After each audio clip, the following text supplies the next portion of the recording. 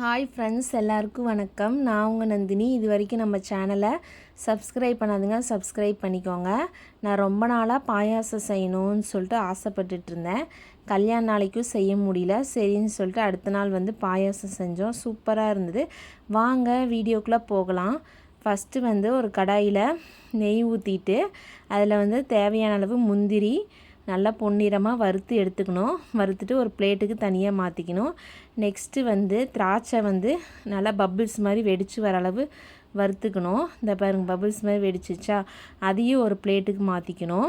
Next சேமியாவை நல்லா வறுத்துக்கணும். நான் கடையில் கொஞ்சம் சேமியா வாங்கிட்டு வந்தேன். பாதி மட்டும் போட்டுக்கிட்டேன், கொஞ்சமாக மட்டும் போதும். அதனால் நல்லா ஃபஸ்ட்டு நெய்யில் சேமியாவை வறுத்துக்கணும். இந்த மாதிரி நல்லா வறுபட்ட உடனே கொஞ்சமாக வாட்டரை ஆட் பண்ணிக்கணும். வாட்டரை ஆட் பண்ணால் தான் இந்த சேமியா நல்லா வெந்து வரும்.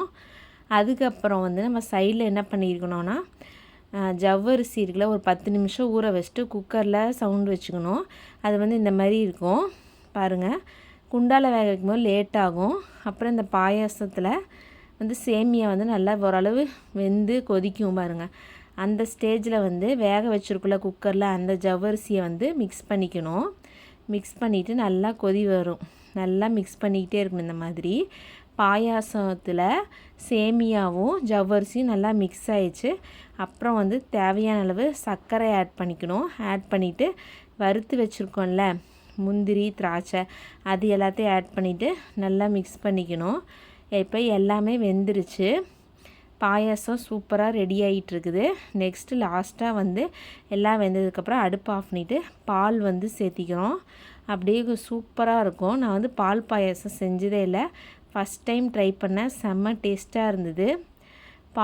பால் ஊற்றுனா தான் பாயாசம் ரொம்ப டேஸ்ட்டாக இருக்கும். ஓகே ஃப்ரெண்ட்ஸ், தேங்க்யூ, பாய் பாய்.